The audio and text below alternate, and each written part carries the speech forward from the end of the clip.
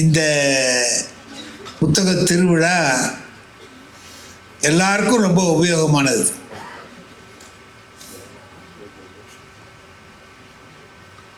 இன்னும் ஒரு வாரத்தில் கதை முடிய போகுதுங்கிறவருக்கும் அது உதவும். கடைசி நாள் வரைக்கும் படிக்கலாம்னு திருவள்ளுவர் சொல்கிறார். சாந்துணையும் கல்லாதவாறு அப்படின்னு அவர் சொல்கிறார். யாதானும் நாடாமால் ஊராமால் என் ஒருவன் சாந்துணையும் கல்லாதவாறு. சாகிற அன்னைக்கு வரைக்கும் ஏன் படிக்காமல் இருந்தே அப்படின்னு கேட்குறாரு. அப்போ அன்னைக்கு வரைக்கும் படிக்கலாம்னு அர்த்தம். நாம் என்ன சொல்லியிருக்கோம்னா, 5 விளையாதது 50 விளையாதுன்னு வளையும். முதியோர் கல்வியெல்லாம் இப்போ 50 வளைக்கிறது தானே நம்ம நடத்திட்டு இருக்கிறோம் இல்லையா? அதனால் 50 விளையாதுன்னு சொல்ல முடியாது. 50லேயும் வளையும், 80லேயும் வளையும். ஆகையினால நீங்கள் புத்தகத்தை திருவிழா ஒன்று நடக்குதுன்னு சொன்னால், நாம் தேடி தேடி போய் படிக்க வேண்டிய புத்தகங்களை இங்கே கொண்டு வந்து ஒரே இடத்துல சேர்த்து வச்சுருக்காங்க.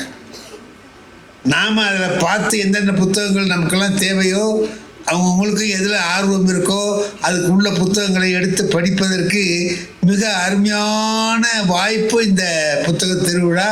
அதை மற்றவர்கள் எவ்வளவு பயன்படுத்தி கொள்கிறார்களோ என்னவோ, ஆனால் மாணவர்கள் நிச்சயமாக இதை பயன்படுத்தி கொள்ள வேண்டும்.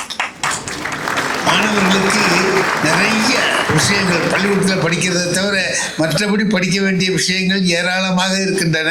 அவைகளையெல்லாம் நீங்கள் இந்த புத்தகங்கள் மூலமாக தான் படிக்க முடியும். புத்தகங்கள் தான் எல்லாவற்றையும் வழங்கும். ஆகையினால இந்த புத்தக திருவிழாவை நீங்கள் நல்ல விதமாக பயன்படுத்தி கொள்ள வேண்டும் என்று கேட்டு, என்னை அறிமுகப்படுத்திய நண்பர் சொன்னார். அவர் நல்லா சொன்னார். என்ன சொன்னார்? வாழ்க்கைனா இன்பமாக தான் இருக்கும்னு சொல்ல முடியாது, இன்பமும் இருக்கும் துன்பமும் இருக்கும்னு சொன்னார்.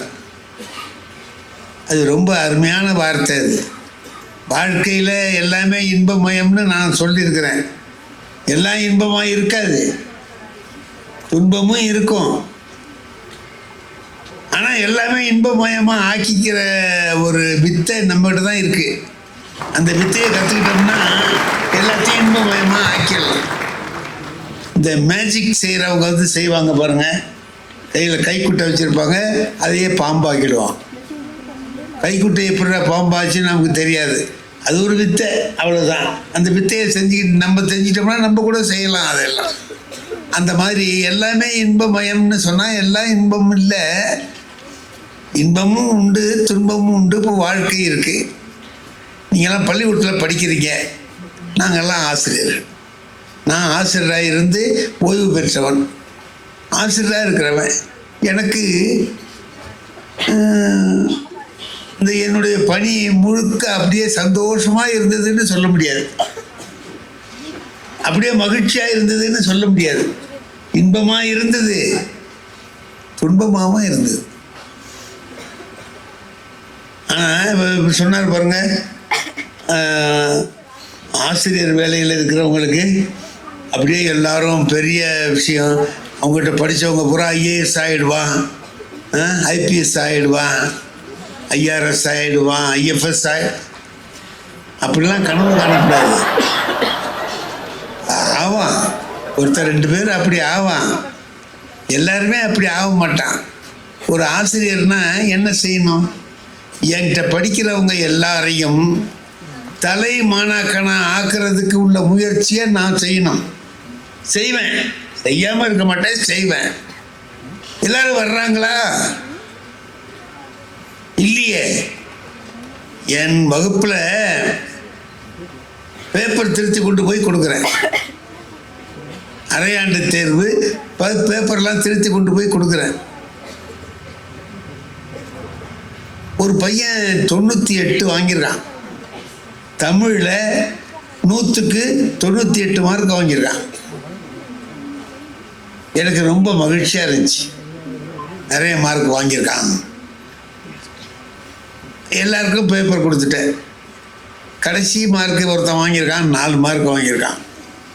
100க்கு 4 மார்க் தான் வாங்கியிருக்கிறான். எல்லாரும் இந்த பிறகு பார்த்தேன், இந்த நிறைய மார்க் வாங்கியிருக்கிறவனே பாராட்டுவோம். 98 மார்க் வாங்கியிருக்கிறவனை பாராட்டணும் இல்லையா? நிறைய வாங்கியிருக்கானே பாராட்டுவோம்னு சொல்லி அவங்ககிட்ட போய் பாராட்டலாம்னு போகிறேன். அவன் மேம்னு அழுதுகிட்டே இருக்கிறான். அழுகுறான்னா தேம்பி தேம்பி அழுதுகிட்டே இருக்கிறான். ஏய், நீ தாண்டா கிளாஸ்லேயே ஃபஸ்ட்டு, உன்னை நான் பாராட்டலாம்னு வர்றேன், நீ ஏன்டா அழுதுகிட்டு இருக்கிற அப்படின்னு. எங்கள் அப்பா பள்ளிக்கூடத்துக்கு வரும்போதே சொல்லி அனுப்புனார் சார். என்னடா சொன்னார்? எல்லாத்துலேயும் 100க்கு 100 வாங்கினா வீட்டுக்கு வா, இல்லை எங்கேயாவது ஓடிவிடு. நீ வந்த நான் அடித்து உடனே வேலையை முடிச்சிருவேன். எல்லாத்துலேயும் 100க்கு 100ஓட வீட்டுக்கு வா இன்னைக்கு சாயந்தரம் அப்படின்னு சொல்லி அனுப்புனார் சார். கணக்கில் 100க்கு 100 வாங்கிட்டேன் சார். முதல் பீரியடு கணக்கு பேப்பர் வந்துச்சு, 100க்கு 100 வாங்கிட்டேன். அடுத்த பீரியடு இங்கிலீஷ் பேப்பர் வந்துச்சு சார், அதுலேயும் 100க்கு 100 வாங்கிட்டேன் சார். இப்போ 3வது பீரியடு நீங்கள் வந்து கொடுக்குறீங்க, 2 குறைஞ்சி போச்சு சார். எங்கள் அப்பா கொண்டுடுவார் சார். டேய், உங்கள் அப்பாவே எனக்கு தெரியும். நான் போய் சொல்கிறேன் அவர்கிட்ட, நீ தான் நிறைய மார்க் வாங்கிக்கிற இந்த கிளாஸ்லேயே, நீ இதுக்காக அழுதுகிட்டு இருக்காத, சும்மா இரு. நான் உங்கள் அப்பாட்ட வந்து சாயந்தரத்துக்கு நான் சொல்கிறேன்டான்னு. நீங்கள் சொல்கிறதுக்குள்ளேயே அவர் வேலையை முடிச்சிருவார் சார். சும்மா இருடா, கவலைப்படாத அப்படின்னு சொல்லிட்டு வந்துட்டு இந்த 4 வாங்கினவனை போய் 4 திட்டுவோம். 100க்கு 4 வாங்கியிருக்கானே, இவனை போய் கண்ணா பின்னான்னு திட்டலான்ட்டு போகிறேன். அவன் என்ன செய்கிறான், இந்த பேப்பரை எடுத்து ஒவ்வொருத்தட்டியாக காட்டுறான் சார்.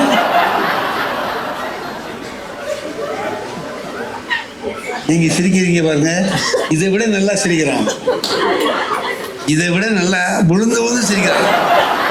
மார்க் எத்தனை? 4. அடுத்தவன்கிட்ட காட்டுறான், நான் உள்ளவன்கிட்ட காட்டுறான். பின்னால் பொறுத்தேன், எட்ட காட்டுங்கிறான். ஒரு பத்மஸ்ரீ பட்டம் வாங்கினா எப்படி எல்லாத்தையும் காட்டுவான், அதை மாதிரி காட்டுறான் சார். இந்த 4 மார்க் பேப்பரை ஒவ்வொருத்தட்டியாக காட்டுறான்.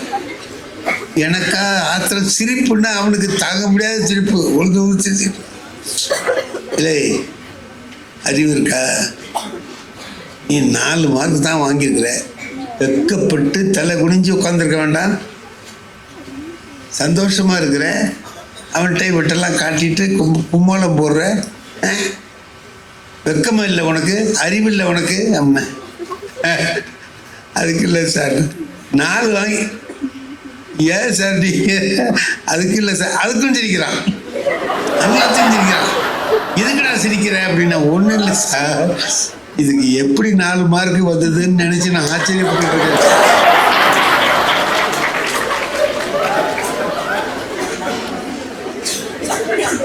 எப்படா 4 வந்துச்சுன்னு நினச்சி நான் வாங்கி பார்க்குறேன். உண்மைதான், அது 4 மார்க்கு வர்றதுக்கு உள்ள வாய்ப்பே இல்லை. சும்மா அங்கங்கே ரைட்டு மாதிரி இருந்தது, ஒரு 1/4 மார்க் 1/2 மார்க் போட்டோமா, அதில் ஒரு 4 வந்துட்டு அவனுக்கு அது தாங்கலை. இது வரைக்கும் வாங்கினதுலேயே ஃபஸ்ட்டு மார்க் தான் சார்.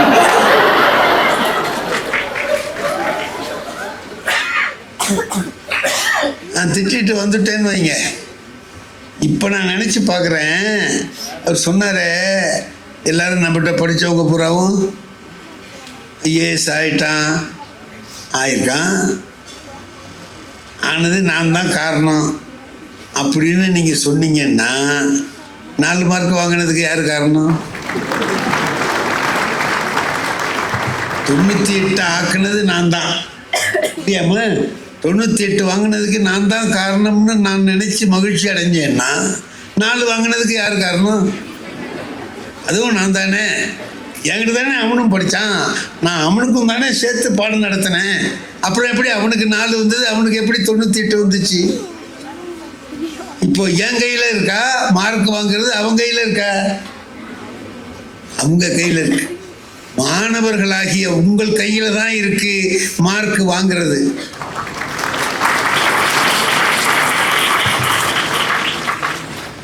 ஆசிரியர் சொல்லி கொடுத்துட்டு போடுவார், அவருக்கு தெரிஞ்சதை பூரா சொல்லி கொடுப்பாரு.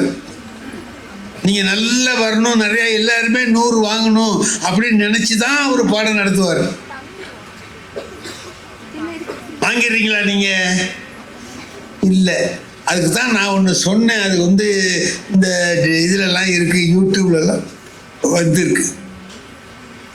நான் சொல்லுவேன், என்கிட்ட படித்தவர் டிஐஜியாக இருந்தார். டிஐஜி அவர் பேர் முருகன்னு பேர். அவர் என்கிட்ட படித்தவர். ஒவ்வொரு தடவையும் அவர் எப்போது ஃபோனில் பேசுவார், கொள்ளுவார். அதெல்லாம் பார்க்கறதுக்கு எனக்கு மகிழ்ச்சியாக இருக்கும். திருவாரூர்லேயே படித்து வந்தவர் ஒருத்தர் ஐஏஎஸ் ஆனார். அவர் ராஜராஜன்னு. அவர் என்கிட்ட படித்த மாணவர் தான். அவர் உங்களால் தான் சார் வந்தேன்னு சொல்லுவார். அவரும் அந்த போலீஸ் ஆஃபீஸரும் நான் உங்களால் தான் சார் வந்தேன்பார். கேட்குறதுக்கு பாதாம் அல்வா சாப்பிட்ட மாதிரி இருக்கும். ஒரே சந்தோஷமாக இருக்கும். நம்மகிட்ட படித்தவங்கெல்லாம் இப்படிலாம் ஆயிட்டான் போனவன். ஒரு டீ கடைக்கு டீ குடிக்க போனேன். அங்கே ஒரு டீ கிளாஸ் கழுவிட்டு இருக்கிறான். நான் பார்த்தா அவனை எங்கேயோ பார்த்த மாதிரி இருந்துச்சு. நான் பார்த்த மாதிரி இருக்க. நான் அவனை கவனித்தேன். அவனும் கழுவுறதை நிறுத்திவிட்டு என்ன கவனித்தான். நான் அவனை பார்க்குறேன், அவன் என்ன பார்க்குறான். இப்படி பார்த்துட்டே இருந்தோம். கடைசியில் கேட்டான், என்ன சார் பார்க்குறீங்கன்னு கேட்டான். இல்லைப்பா, உன்னை எங்கேயோ பார்த்த மாதிரி இருக்கே. என்ன எங்கேயோ பார்த்த மாதிரி? என்ன உங்கள்கிட்ட தானே சார் படித்தேன். என்கிட்ட படிச்சுட்டு ஏன்டா இந்த வேலைக்கு வந்திருக்கேன்? என்ன அது என் சொந்த திறமையில் தேடிக்கிட்ட வேலை. என்ன அப்படின்னா என்ன அர்த்தம் தெரியுமா? உங்ககிட்ட படித்ததோடு இருந்திருந்தா இந்த வேலைக்கு நான் லாயக்கு இல்லாமல் போயிருப்பேன். என்கிட்ட ஒரு திறமை இருந்ததுனால இந்த வேலைக்கு வந்தேன்னு சொல்கிறேன். இப்போ இவனை நினச்சி நான் வருத்தப்படுறதா, அவங்கள நினச்சி பெருமைப்படுறதா? பாருங்க, அவங்களெல்லாம் பார்க்குற போது ஒரு பெரிய ஆஃபீஸர் டெல்லியில் தமிழ் சங்கத்தில் பேச போயிருக்கேன். நான் இந்த மாதிரி இன்னும் 2 பேர் எல்லாம் உட்காந்து மேடையில் உட்காந்துருக்குறோம். எதுக்கு அவங்க மாரி உட்காந்துருக்காங்க எல்லோரும்? இப்போது ஒருத்தர் வர்றார், யாரோ ஒருத்தர் வர்றார். அத்தனை பேரும் எழுந்துச்சு நிற்கிறாங்க. அவரை கண்ட உடனே அத்தனை பேரும் எழுந்துச்சு நிற்கிறாங்க. எல்லாரும் நிற்கிற போது நான் மட்டும் உட்காந்துருக்க முடியுமா? நானும் எழுந்துச்சு நின்றுட்டேன். கிடுக்கிடுன்னு அவர் மேடையில் ஏறி இங்கேருந்து வந்தார். வந்தவர் என்ன பண்ணார்? டக்குன்னு என் காலை தொட்டு கும்பிடுறார். யார் வந்தவர்? எனக்கு பயமாக போச்சு. என்னடா இது, அவரை எல்லாரும் மரியாதை பண்ணுறாங்க, அவர் எனக்கு மரியாதை பண்ணுறாரு. என்னன்னு, யார் இங்கே என்ன சார் இருந்தது காலை தொட்டு கும்பிட்றீங்களே அப்படின்னு. ஏன் சார், நான் உங்கள்கிட்ட தானே சார் படித்தேன்னார். என்கிட்ட படிச்சிங்களா? எப்போ படிச்சிங்க? எனக்கு மாங்குடி சார், ராமமூர்த்தின்னு பேர். இங்கே நான் வந்து சென்ட்ரல் கவர்மெண்ட்டில் செக்ரட்டரியாக இருக்கேங்கிறார். செக்ரட்டரியாக இருக்கேங்க. அவர் பெரிய மனுஷங்கிறதுனால எல்லாரும் மரியாதை செலுத்துகிறாங்க. அவர் வந்து என்கிட்ட சொல்கிறார், இப்போ எனக்கு என் மனசு எப்படி இருக்கும்? ஒரு செக்ரட்டரியை நான் உருவாக்கிட்டேன். நான் ஒன்றும் உருவாக்கலை, அவர் தான் உருவாகிட்டார். அவரே உருவானது தான். ஆகையினால என்னுடைய வாழ்க்கையில் நினச்சி பார்த்தோம்னா கூட எப்படி இருக்குன்னு கேட்டிங்கன்னா, பெரிய சாதனை செஞ்சது மாதிரியும் இருக்குது, ஒன்றுமே செய்யாதது மாதிரியும் இருக்குது. 2 பேர் பெரிய பெரிய பதவியில் இருக்கிறவங்கள பார்க்குற போது மனசு பரவாயில்ல, நான் வாத்தியார் வேலைக்கு வந்து நல்ல காரியம் செஞ்சுருக்கிறேன், நல்ல சாதனைகள்லாம் நான் செஞ்சுருக்கிறேன் அப்படின்னு நினைக்கிறதும் தோணுது. இந்த கிளாஸ் கழுவுறவனை பார்த்தா, இதை விட திருவாரூர் பஸ் ஸ்டாண்டில் ஒருத்தன் ஒரு மூளை சரியில்லாமல் ஒரு பையன் லூஸ் மாதிரி நின்றுக்கிட்டு இப்படி அலைஞ்சிக்கிட்டே இருந்தான். நான் போகிறேன், என்னை காமிச்சு சொல்கிறான், இவர் தான் எங்கள் வாத்தியார், இவர் தான் எங்கள் வாத்தியார், இவர் தான் நான் படித்தேன். எனக்கு அவன் தெரியும், அவன் என்கிட்ட படித்தவன் தான். அவன் என்னமோ அப்படி ஆயிட்டான், என்னால் இல்லை, அவனாவே அப்படி ஆயிட்டான். அது அவன் ஆனதுக்கு நான் காரணம் கிடையாது, அவன் என்னமோ ஆயிட்டான். எங்கள் வாத்தியார் தான், எங்கள் வாத்தியார் தான். நான் அப்படியே மெதுவாக வந்து அவன் கண்ணில் படாமல் போயிடுவோன்ட்டு கிட்ட வந்துட்டான். சார் எப்படி அப்படின்னா, வாடாப்பா என்ன விஷயம் அப்படின்னு. உங்கள்கிட்ட தான் படித்தேன் அப்படின்னா. அது ஏன் சும்மா சும்மா சொல்லுவேன். நல்ல விஷயத்த சும்மா சும்மா சொல்லலாம், இது சங்கடமான விஷயத்தை எதுக்குடா சொல்கிற அப்படின்னு. ஒரு டீ குடிக்கணும், காஃபி கொடுத்துட்டு காசு கொடுத்துட்டு போங்க. வயலில் பார்த்தா 20 ரூபா இருந்துச்சு. சரி 20 ரூபா நோட்டு அவன்கிட்ட கொடுத்துட்டு திரும்பி இங்கே தான் வருவேன், அப்போவும் மறுபடியும் இவர் தான் எங்கள் வாத்தியார்னு சொல்லாத, அதுக்கும் சேர்த்து பணம் கொடுத்துட்டேன், இதோட இருந்துக்கிறா அப்படின்னு சொன்னேன். அவனுக்கு லஞ்சம் கொடுத்து நான் வாத்தியார்னு சொல்லாதடாங்கிறேன். வாத்தியார்னு சொல்லாதேங்கிறதுக்கு அவனுக்கு 10 ரூபா கொடுக்குறேன். இப்போ வாழ்க்கை எப்படி இருக்குது? இன்பமாக இருக்குதா இல்லை துன்பமாக இருக்குதா? இன்பமும் இருக்கு, துன்பமும் இருக்கு. இப்போ நம்ம என்ன வாழ்க்கையே இருக்குல்ல, இப்போ நம்ம குடும்பம் நடக்குதுங்க, குடும்பத்தில் இருக்கு, கணவன் மனைவி வாழ்க்கை இருக்கு, எல்லாரும் சந்தோஷமாகவும் இருக்காங்க. சில பேர் கஷ்டப்படுறாங்க, சில பேர் துன்பப்படுறாங்க, சில பேர் சந்தோஷமாகவும் இருக்காங்க. ஒருத்தரே இன்னைக்கு சந்தோஷமாக இருக்கிறாரு, நாளைக்கு கஷ்டப்படுறாரு. தொடர்ந்து நீ இன்பமாக இருக்கணும்னு சொல்ல முடியல, தொடர்ந்து துன்பமாக இருக்கணும்னு சொல்ல முடியல, ஒன்றுமே முடியல. வாழ்க்கை என்பது 2 கலந்ததாக தான் இருக்கு. கணவன் மனைவி 2 பேர், அப்பா அம்மா 2 பேர் வீட்டில் இருக்கிறாங்க. வீட்டில் இருக்கிறாங்கன்னா அவங்க எப்படி இருக்கிறாங்க? சந்தோஷமாவா இருக்கிறாங்க? அறிஞர் அண்ணா அவர்கள் ஒரு முறை ஒரு திருமணத்தில் பேசுகிற போது ஒரு நிகழ்ச்சி சொன்னார். நான் அந்த கூட்டத்தில் இருந்தேன். ஒரு திருமணத்தில் மணமக்களை வாழ்த்துற போது அவர் சொல்கிறார், எப்படி இருக்கணும் குடும்பம்னு சொல்கிறார். அந்த கணவன் என்ன பண்ணுறான், சாயந்தரம் அலுவலகம் முடிஞ்சு வர்றான், வீட்டுக்கு வர்றான், மனைவிகிட்ட சொல்கிறான், நாளைக்கு ஆஃபீஸ் லீவு. சரிங்க, சரி நம்ம என்ன செய்யலாம், என்ன செய்வோம், வர்றியா, போய் கல்லணை போய் சுற்றி பார்த்துட்டு வருவோம். சரி வாங்க போவோமே, போயிட்டு வருவோமே, ஏதாவது செஞ்சு எடுத்துகிட்டு வாயேன். என்ன செய்கிற, புளிச்சோறு செய்யட்டுங்களா? செய்ய, அதான் நீ நல்லா செய்விய, செஞ்சு எடுத்துட்டு வா. மறுநாள் போகிறாங்க, கல்லணையெல்லாம் போய் சுற்றி பார்க்குறாங்க. கணவனும் மனைவியும் மகிழ்ச்சியாக சுற்றி பார்த்துட்டு வர்றாங்க. மத்தியானம் ஆகிட்டு உட்காந்து சாப்பிட போகிறாங்க.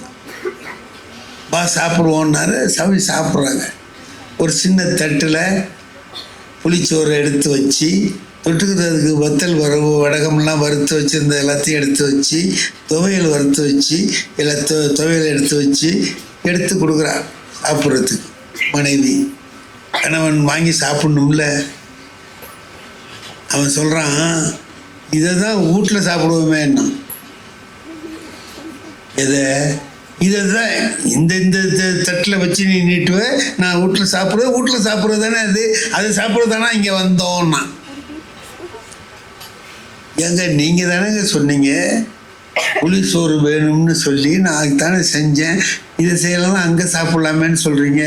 நீங்கள் தானே கல்லணைக்கு வாங்கன்னீங்க, வந்தான், இங்கே வந்து இப்படி சொல்கிறீங்க. இல்லைப்பா, அது இந்த மாதிரி தான் நீ தட்டில் வச்சு தினம் கொடுப்பேன், நான் வீட்டில் எனக்கு சாப்பிடுவேன், அதுக்காக நான் வந்தேன், எடுத்து நீ உன் கையால் ஊட்டி விடுன்னா. இப்போ எதுக்கு சொல்கிறான்னு தெரியுதில்ல. அவன் எடுத்து இவனுக்கு ஊட்டி விடணுன்னா எடுத்து ஒரு வாயை எடுத்து கொடுத்தா, வாங்கி சாப்பிட்டான் சந்தோஷமாக. வாயில் வச்சு சாப்பிட்ட உடனே சொன்னான், ஆமாம் நீ புளிசோறு எடுத்துகிட்டு வரேன்ல சொன்னேன். ஆமாம் அதானே எடுத்து வந்துருக்கேன். எங்கே எடுத்து வந்துருக்க, எங்கே எடுத்து வந்துருக்க, புளிசோரை கொண்டு வந்துருக்க, சக்கரை பொங்கல் எடுத்து வந்துருக்குறேன். சக்கரை பொங்கல் இல்லைங்க, புளிசோறு. என்ன சக்கரை பொங்கல் இல்லை புளிசோறுங்கிற, இங்கே வா. இன்னைக்கு இவன் எடுத்து அவள் வாயில், அதுக்காக தான் இந்த வேலையை செய்கிறான். எடுத்து அவள் வாயில் ஒரு தடவை ஊட்டி விட்டான். ஊட்டி விட்டு பாரு சக்கரை பொங்கலா புளிசோறையா சொல்லு நீ அப்படின்னா. புளிசோறு தாங்க அப்படின்னா. அப்படியா, அப்போ உன் கையால் கொடுத்த உடனே புளிசோறு சக்கரை பொங்கலா போயிட்டு போல.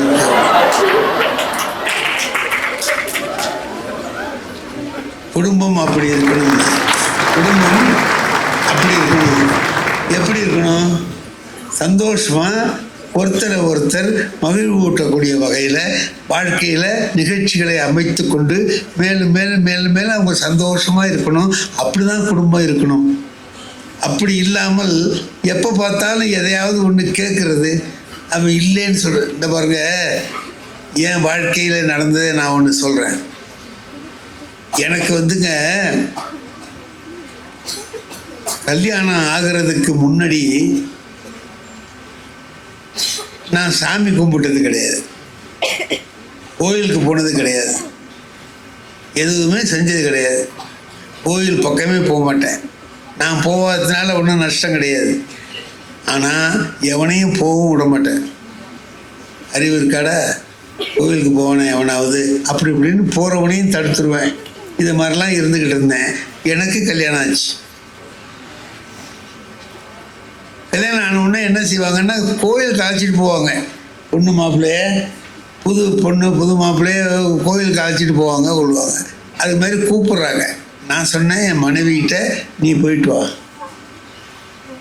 நீங்கள் வரலையா, எனக்கும் சேர்த்து நீயே கும்பிட்டுட்டு வா அப்படின்னா 1 வாரம் 10 நாள் இப்படி ஓடி போச்சு.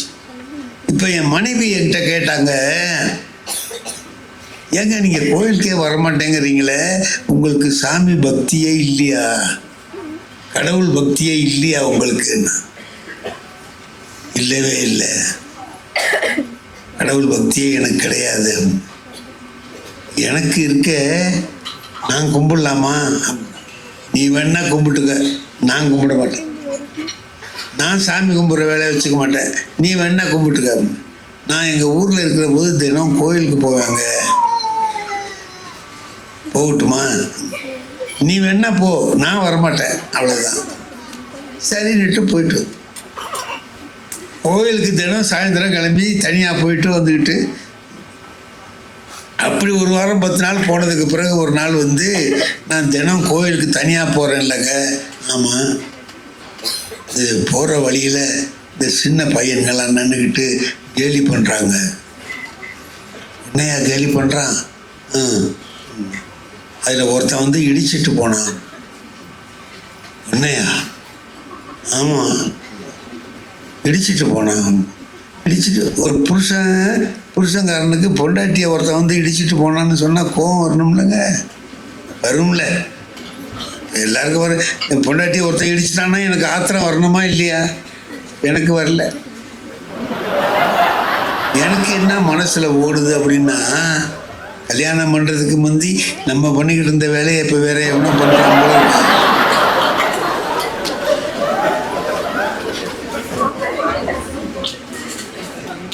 திருவள்ளுவர் கரெக்டு தான் சொல்லியிருக்கிறார், சரியாக சொல்லியிருக்கிறார்.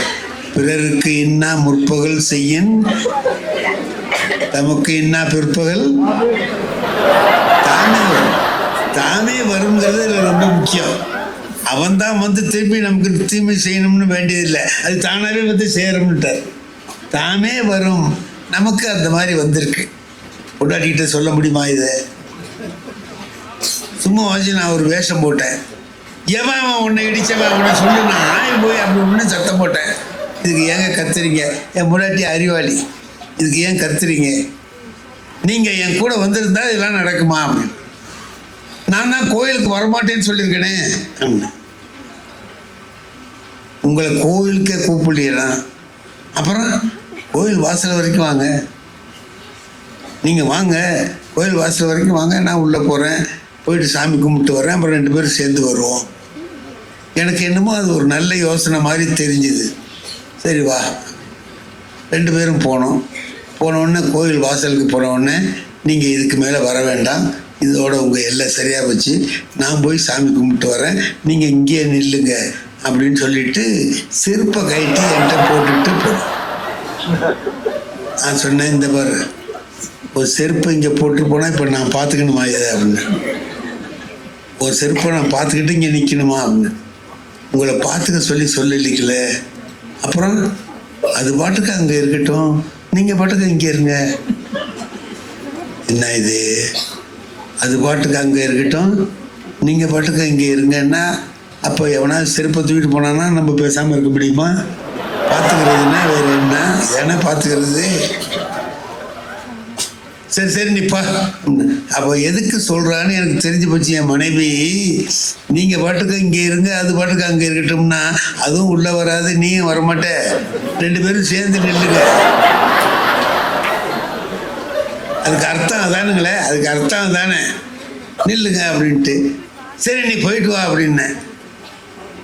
போயிட்டு கோயிலுக்குள்ளே என் மனைவி போயிட்டாங்க. போன உடனே 2 பேர் வந்தான் அங்கேருந்து. கேட்குறாங்க என்கிட்ட, செருப்புக்கெல்லாம் ஜோடிக்கு எவ்வளவு வாங்குறீங்க?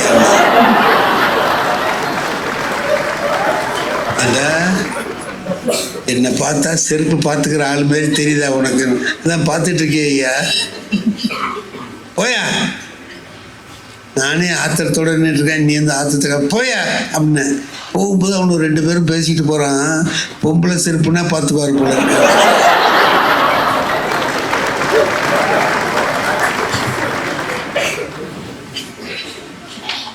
எனக்கா ஆத்திரம்னா அப்படி வருது.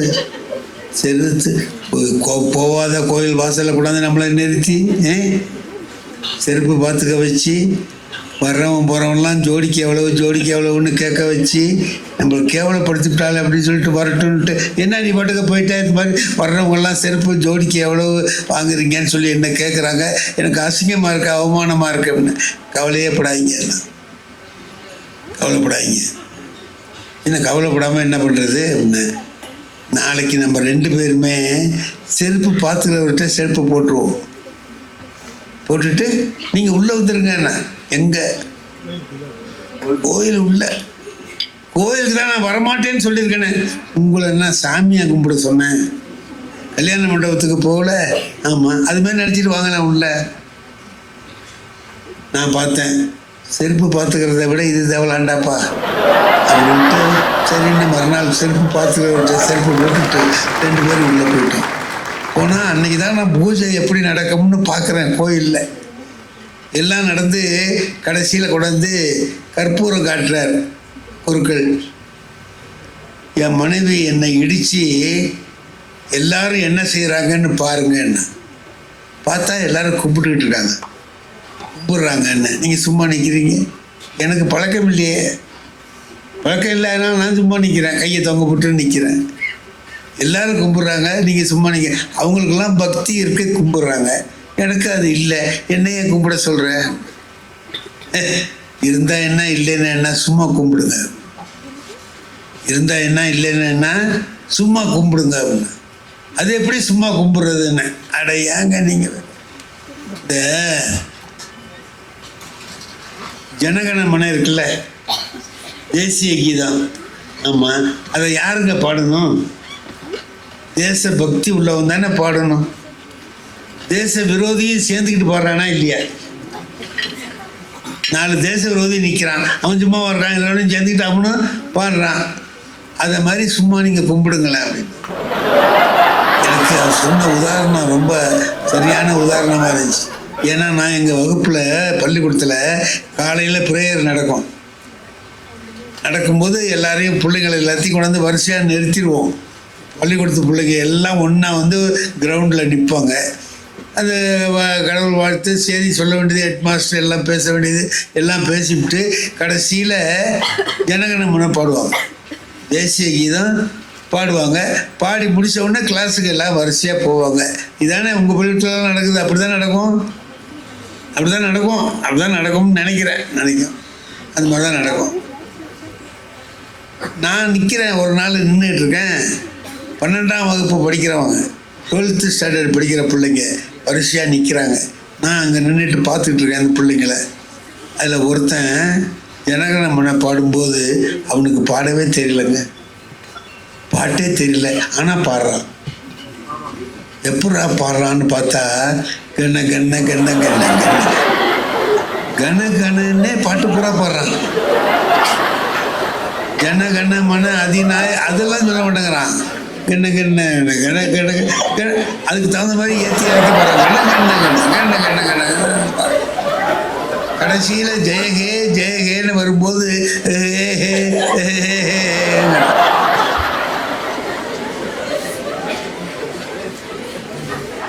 நான் பார்த்தேன். தனியாக அழைச்சிட்டு போனேன். ஜனகணமன பாடு பார்ப்போம். தெரியாது சார். ஏண்டா ஒரு இந்தியனாக இருந்துக்கிட்டு ஜனகணமன தெரியாமல் இருக்கலாமாடா? இந்திய தேசிய கீதம் தெரியாமல் இருக்கலாமா? அவமானம் இல்லை? எப்போ நீ 12 வருஷமாக பாடிட்டு இருக்கிற, உனக்கு மனப்பாடம் ஆவலியாடான்னு. ஆவலியா சார், நான் என்ன பண்ணுறது அப்படின்னா, நாளைக்குள்ளே மனப்பாடம் பண்ணிட்டு வந்து இந்த பாட்டை எனக்கு ஒப்பிக்கணும் நீ. சரி சார், நீங்கள் ஒரு செய்யுள் மனப்பாடம் பண்ண சொன்னீங்களே, அதை செய்யவா இல்லை இதை செய்யவா அப்படின்னு. நீ ஒன்று மண்ணாங்கட்டி செய்யணும் போட. எனக்கு அந்த நினைப்பு வந்தது.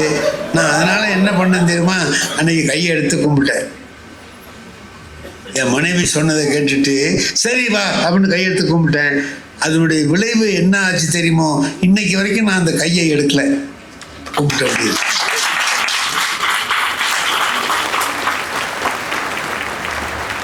அதனால நான் அடைந்த லாபம் என்ன தெரியுமா, சாமி கும்பிட்டதே இல்லை. என்னமோ பெரிய பக்திமான ஆயிட்டேன் அதெல்லாம் இல்லை, அதெல்லாம் ஒன்றும் கிடையாது. அதுக்கு பிறகுதான் நான் பக்தி இலக்கியங்களை படிக்க ஆரம்பிக்கிறேன்.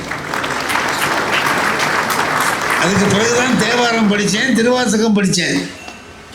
இப்போ தேவார திருவாசகங்களில் எப்படிப்பட்ட தமிழ் இருக்கு, அந்த தமிழை படிக்கிற வாய்ப்பு இது வரைக்கும் இல்லாமல் இருந்தது. அப்படின்னு அந்த தமிழை ஆர்வமாக படிக்கிறதுக்கு ஒரு வாய்ப்பு எனக்கு கிடைச்சிது. அதுக்கு காரணம் என் மனைவி.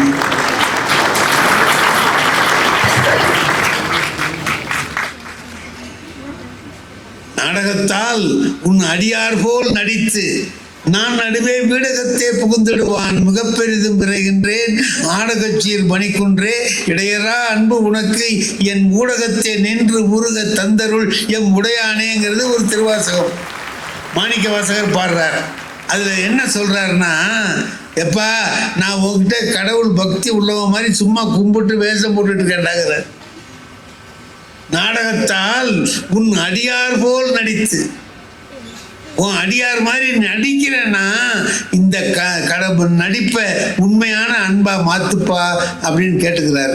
அவர் கேட்டார், நான் கேட்கல, அது உண்மையான அன்பாவே மாறிடுச்சு. இறைவன் தானாகவே எனக்கு அருள் செய்யும்.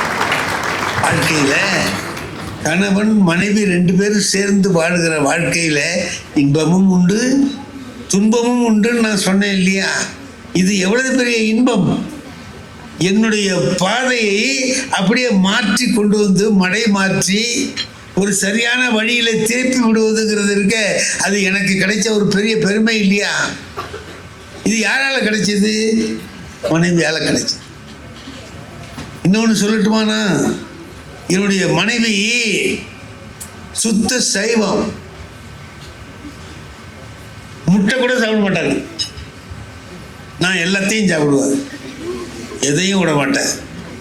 எனக்கு திருமணமாகி வந்தபோது என் மனைவிக்கு எதுவுமே தெரியாது, சமைக்கவெல்லாம் தெரியாது. இந்த அசைவ உணவுகள் சமைக்க அவங்களுக்கு தெரியாது. எங்கள் அம்மா சமைப்பாங்க, எங்கள் வீட்டில் எல்லோரும் நாங்கள் சாப்பிடுவோம். அதையெல்லாம் பார்த்து பார்த்து சமைக்க கற்றுக்கிட்டு எனக்கு சமைச்சு கொடுக்காரு. பிறகு திருவாரூருக்கு வந்தேன். திருவாரூருக்கு வந்த பிறகு பார்த்தாக்கா எனக்கு சமைச்சு நான் வாரம் ஒரு ஏதாச்சும் வாங்கிட்டு வந்து கொடுப்பேன். ஆட்டுக்கறி அது இது வாங்கிட்டு வந்து கொடுப்பேன், சமைச்சு கொடுப்பேன். இது சாதாரணமாக ஓடிக்கிட்டுருக்கு. ஒரு 2 வருஷம் கழித்து ஒரு நாள் நான் என்ன பண்ணேன், சமைச்சிட்டு இருக்கிற போது சமையல் கட்டுக்குள்ளார உள்ளே போனேன். சமைக்கிற விதத்தை பார்த்தா இப்படியா நடக்குது அப்படின்னு நினச்சேன். அதாவது என்னென்னா, அடுப்பில் இந்த குழம்புலாம் கொதிக்குது, அதை பார்க்குறதுக்கு மனசு இல்லாமல் இப்படி திரும்பிக்கிட்டு இப்படி கிளறாங்க. அதை பார்க்கவே அவங்களுக்கு மனசு இல்லை, திரும்பிக்கிட்டு கிளறு. இந்த எனக்கு உள்ள சாமான், சமைக்கிற சாமானெல்லாம் எடுத்து ஒரு துணியில் கட்டி மேலே கட்டி தொங்க விட்டுருக்கேன். அது சாதாரண நாளில் தொட மாட்டாங்க, திரும்பி பார்க்க கண்ணில் படக்கூடாதுங்கிறதுக்காக அங்கே வச்சுருக்காங்க. அது மட்டும் இல்லை, இன்னும் ஒரு பெரிய விஷயத்தை நான் அன்னைக்கு தான் கவனிக்கிறேன். அது சமைக்கிற நாளையில் பூராவும் அவங்க சாப்பிட்றதில்லை. நான் அன்னைக்கு தான் நான் கேட்டேன், ஏன் நீ ரசம் இருக்குது, ரசம் போட்டு நீ சாப்பிட்லாமே? இல்லை, கையில் அந்த வாசம் அடிக்குது, அதனால் எனக்கு சாப்பிட பிடிக்கல. இப்போ நான் நினச்சேன், நமக்கு சமைக்கணுங்கிறதுக்காக வேண்டி அவங்களுடைய கொள்கையை விட்டுட்டு நமக்காக சமைச்சு கொடுக்குறாங்களே, இந்த துன்பத்தை மனைவிக்கு கொடுக்கலாமா? ஒரு கணவனாக இருக்கிறவன் நம்ம கஷ்டப்படும் மனைவிங்கிறதுக்காக எனக்கு நீ கஷ்டப்பட்டாவது செஞ்சு தான் ஆகணும் அப்படின்னு வற்புறுத்துறது என்ன நியாயம்? அதனால் அடுத்த வாரத்துலேருந்து நான் என்ன பண்ணேன் தெரியுமா? வாங்கி கொடுக்கறத விட்டேன். வாங்கி கொடுக்கறது இல்லை, சமைக்கிறது இல்லை. ஒரு வாரம் 2 வாரம் பார்த்துட்டு என் மனைவி கேட்டாங்க, ஏன் வாங்கிட்டு வர மாட்டேங்கிறீங்க அப்படின்னு. எனக்கு பிடிக்கல, எனக்கு பிடிக்கல, வேண்டாம் விட்டுடு அப்படின்னு சொல்லி மாற்றினேன். மனைவி கணவனை எப்படி மாற்றுறாங்க, அந்த மனைவிக்காக கணவனாக இருக்கிற நான் எப்படி மாறினேன்? இப்படி இருந்தால் தான் அது குடும்பம். நான் இப்படியே தான் இருப்பேன், நீ இப்படியே தான் இருக்கணும், 2 பேரும் சண்டை போட்டே இருக்கணும்னு சொன்னால் அது என்ன குடும்பம்? என்கிட்ட இருக்கிறது சிலது தப்பான பழக்கம் இருக்கலாம், அல்லது சரியாகவே இருக்கலாம், அவங்களுக்கு பிடிக்காம இருக்கலாம், அதை நாம் மாற்றிக்கலாம் இல்லையா? அது மாதிரி எனக்கு பிடிக்காத பழக்கம் அவங்ககிட்ட இருக்கலாம், அவங்க அதை மாற்றிக்கலாம் இல்லையா? அப்படி ஒருத்தருக்கு ஒருத்தர் விட்டு கொடுத்து வாழுகிற வாழ்க்கை தான் சரியான வாழ்க்கையாக அமையும். ஆகையினால எல்லாமே இன்பமாக அமைந்துவிடும் என்றெல்லாம் நாம் சொல்ல முடியாது. சில நேரங்களில் சங்கடங்களும் வரலாம். அந்த சங்கடத்தையும் கூட நாம் நன்மையாக மாற்றிக்கொள்ள தெரிஞ்சிருக்கணும். எதிரிகள் வைவார்கள். அதாவது அறிஞர் அண்ணா அவர்கள் இப்படி போகிறார், காரில் போயிட்டுருக்கார். ராத்திரியில் எங்கேயோ ஒரு பொதுக்கூட்டம் நடக்குது, அந்த பக்கமாக போகிறாரு. அந்த பொதுக்கூட்டத்தில் பேசுகிறவர் எதிர்கட்சிக்காரரு. அவர் இவரை கடுமையாக தாக்குறார், கண்ணா அப்படின்னான்னு பேசுகிறார், அவன் இவன் அப்படி இப்படின்னு பேசுகிறார். இவர் கொஞ்ச நேரம் நிறுத்தி அதை கேட்குறாரு. கேட்டுட்டு மறுபடியும் போகும்போது அந்த கூட இருந்த அரங்கண்ணல்ங்கிறவர் அண்ணாவோட கூட இருந்தார். அவர் கேட்குறார், ஏன்னா நீங்கள் யாரையும் திட்ட மாட்டேங்கிறீங்களே, அவங்க ஏன் உங்களை இப்படி திட்டுறாங்கன்னு கேட்குறார். அதுக்கு அண்ணா ஒன்றுமே பதில் சொல்லலை, பேசாமல் இருக்கிறார். கொஞ்சம் தூரம் போன உடனே அந்த கார் என்ன பண்ணுது, ஒரு சின்ன மாட்டு வண்டி போகுது, அதை தாண்டி அந்தாண்ட போகுது. அப்போ அதை தாண்டி தானே போகணும், சின்ன ரோட்டில் போகும்போது அது தாண்டி அப்படி போகுது. அப்போ அந்த வண்டிக்காரர் என்ன சொல்கிறாரு, ஏண்டா அறிவு கட்ட பயிரோலே பார்த்து போக்கலண்டாங்கிறார். அண்ணா சொல்கிறாரு இப்போ அரங்கண்ணல்கிட்ட, இப்போ நாம் அவருக்கு என்ன கெடுதல் பண்ணோம்? ஒன்றும் இல்லை. ஆனால் ஏன் அவர் நம்மளை திட்டுறார்? ஒன்றே ஒன்று தான், அவரை விட நாம் வேகமாக போகிறோம், அது அவருக்கு பிடிக்கல, அதனால் திட்டுறார். நாம் வேகமாக வளர்கிறோம், அவர்களுக்கு பிடிக்கவில்லை, அதனாலே திட்டுகிறார். திட்டாங்கன்னா வசவையும் நமக்கு வயலுக்கு போடுகிற உரமாக மாற்றிக்கொண்டு வாழ கற்றுக்கொண்டால் துன்பம் இன்பமாக மாறும். அது துன்பமாக இருக்காது, இன்பமாக மாறும். வாழ்க்கையில் நாம் தெரிந்து கொள்ள வேண்டிய விஷயங்கள் ஏராளம் இருக்கின்றன.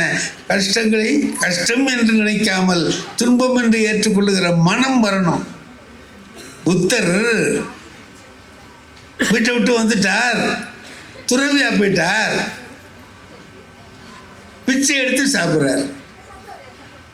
மகாராஜாவா இருந்தவர் எல்லாத்தையும் விட்டுட்டு வெளியில் வந்து பிச்சை வாங்கி சாப்பிட்றார்.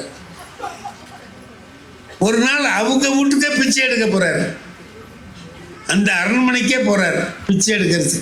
கபிலவஸ்துவில் தான் பிறந்து வாழ்ந்து வளர்ந்த அந்த இடத்துக்கே பிச்சை எடுக்கிறதுக்கு போகிறார். வர்றாருன்னு தெரிஞ்ச உடனே கதவுலாம் சாத்திக்கிட்டு கூப்பிடாங்கன்னு அவர் வாசலில் போய் நின்று பகவதி பிட்சாந்தேகின்னு சொல்லிட்டு கூப்பிடுறார். அப்போ அவங்களால இருக்க முடியல, வந்துடுறாங்க. வெளியில் வந்து இப்போ மனைவி வந்துடுறாங்க, மகன் ராகுலன்னு வந்துடுறான். இப்போ மனைவி கேட்குறாங்க, ஏன் ஞானம் பெறுவதற்கு இடம்தான் முக்கியமானு கேட்குறாங்க. ஞானம் பெறுவதற்கு இடம்தான் முக்கியமா? இந்த ஞானத்தை இங்கேருந்தே பெறக்கூடாதா? நீ காட்டுக்கு எல்லாரையும் விட்டுட்டு போய் தான் பெறணுமா? அப்படிங்கிற மாதிரி கேட்குறாங்க. அவர் அதுக்கு சிரிச்சுக்கிறார். மகன் கேட்குறான், ஏப்பா என்னை விட்டுட்டு போயிட்டியே நீ ராத்திரியோட ராத்திரியா, என் மேலே உனக்கு பாசம் இல்லையான்னு கேட்குறான். என் மேலே உனக்கு பாசம் இல்லை? சொல்கிறாரு, இருக்குடா, நிறைய பாசம் இருக்கு. அப்புறம் ஏன் விட்டுட்டு போனேன்? உன் மேலே பாசம் இருக்கிறது மாதிரியே உலகத்தில் இருக்கிற எல்லா குழந்தைகள் மேலேயும் எனக்கு பாசம் இருக்குடா. உங்ககிட்ட மட்டும் இருந்ததுன்னா நான் இங்கேயே இருப்பேன். எல்லா பிள்ளைகளையும் நான் என் பிள்ளைகள் மாதிரி தான் நினைக்கிறேன். அதனால நான் அவங்களோட சேர்ந்து இருக்க வேண்டியதாக போச்சு அப்படின்னு சொல்லி சொல்கிறார். அதுதான் என் பிள்ளைய மட்டும் ஒஸ்தி, மற்ற பிள்ளைகளாம் மட்டும் பிள்ளைங்க அடிச்சுக்குவானுவோ பார்த்துருக்கீங்களா? நம்ம வீட்டு பிள்ளைங்க எய்த்து வீட்டு பிள்ளைங்க சண்டை போட்டுக்குவானுவோம். நம்ம வீட்டு பையன் அவனை அடிச்சிருவான். நம்ம அம்மா என்ன பண்ணுவா தெரியுமா? ஏன்டா அவனை அடிச்சு புள்ளப்பட உள்ளப்பட, இப்போ போகாத, கொஞ்ச நேரத்துக்கு திரும்ப போனீங்கன்னா ஒன்று அவன் அடிப்பான், சும்மா இரு அப்படின்னா. சாயந்தரம் போகிறான்ல, அப்போ அவன் அடிப்பான்ல, அப்போ அவன் 2 அடி அடிப்பான். அப்போ இந்த அம்மா என்ன சொல்லுவா தெரியுமா? ஏன்டா இப்படி அடிக்கிற, அவன் கையில் கட்டைய வைக்க அப்படின்னு சொல்லி சொல்கிறாளே. அவன் அடித்த போது சும்மா இருந்தில்ல, உன் பிள்ளைய அடிக்கிறான்னு உனக்கு இவ்வளவு கோபம் வருதில்ல, அதுக்கு என்ன காரணம்? அதுக்கு என்ன காரணம்? என் பிள்ளை மேலே இருக்கிற பாசம் எய்த்து விட்டு பிள்ளை மேலே இல்லை, இல்லைங்களா? அதனால தானே வீட்டில் இந்த குழந்தைகளை எல்லாம் வளர்க்குற போது ஒன்று பார்த்தீங்கன்னா, தாயார் ரொம்ப அன்பாக வளர்ப்பாங்க, அப்பா அறிவோடு வளர்ப்பார், அடிப்பார். இப்போ இவர் கண்டிக்கிற போது அம்மாவுக்கு இருக்கிறவங்க என்ன செய்யணும்? ஒத்துழைக்கணும். 8 மார்க் வாங்கிட்டு போயிருக்கிறான் கணக்கில், அப்பா திட்டுறார், அறிவு கட்ட பையலே 8 மார்க் வாங்கியிருக்கிய நீ உருப்படிவாடா அப்படி இப்படின்ட்டு அடிக்க போகிறார். இந்த அம்மா என்ன செய்யணும்? சரிதான், நல்லது செய்கிறதான், அப்பா சொல்கிறத கேளுடா அப்படின்னு சொல்லணும். அப்படி சொல்ல மாட்டாங்க. ஏன் பிள்ளைய திட்டுறீங்க? இந்த தெருவில் எல்லா பையலும் 8 மார்க் தான் வாங்கியிருக்கான், எல்லா பையலும் 8 மார்க் வாங்கியிருக்கான், நீ போய் பார்த்தியா? சும்மா சொல்கிறது, பிள்ளைய காப்பாற்றுறதுக்காக சொல்கிறது. இன்னும் சில பொண்ணுங்கள் என்ன செய்வாங்க? சும்மா இருங்க, நீங்கள் படிக்கிற போது 6 தானே வாங்கினீங்க அம்மா. அவன் 6 வாங்கினது எப்படி அவளுக்கு தெரியும்? சில சமயத்தில் இவனாவே உளருவான். ஆம்பளை எப்போ உளர்றான்னு தெரியாது. சில சமயத்தில் உளருவான். உளர்ற போது சொல்லி தொலைச்சிருவான், நான் அந்த காலத்தில் 6 மார்க் தான் வாங்கினேன். அதை ஏன் அவள்கிட்ட போய் சொல்கிற நீ? இப்போ சமயம் வரும்போது அந்த மனைவி எடுத்து அதை பயன்படுத்துவா. நீ 6 தானே வாங்கினேன், உன்னை விட 2 மார்க் கூட வாங்கியிருக்கான். இவன் மாமா இவனை விட 2 மார்க் கூட வாங்குவான். அந்த மாதிரி இல்லாமல் ஒருவரை ஒருவர் புரிந்து கொண்டு வாழ்க்கையை இன்பமயமாக ஆக்குகிற போது பிறந்த இடமும் சரி, கல்வி பயிலுகிற இடமும் சரி, அலுவல் பார்க்கிற அலுவலகமும் சரி, நம்முடைய குடும்பமும் சரி, எல்லாமே நல்லா இருக்கும். எல்லாமே நல்லா இருக்கும். எந்த வகையிலும் கெடுதலாக மாறாது. ஒருத்தருக்கு ஒன்று தெரியும், ஒருத்தருக்கு ஒன்று தெரியாது. மனைவிக்கு ஒன்று தெரிஞ்சிருக்கும், கணவனுக்கு அது தெரியாது. கணவனுக்கு தெரிஞ்சது மனைவிக்கு சில சமயத்தில் தெரியாமல் இருக்கும். அதுக்காக ஒருத்தர் குறை சொல்லாமல் 2 பேரும் கலந்து பேசி வாழுகிற வாழ்க்கை வாழுகிற பொழுது எல்லாமே இன்பமயமாக வரும் என்பதை சொல்லி அருமையாக கேட்ட உங்கள் எல்லோருக்கும் என்னுடைய உளமார்ந்த மனமார்ந்த நன்றியையும் வணக்கத்தையும் தெரிவித்து விடைபெறுகிறேன். நன்றி, வணக்கம்.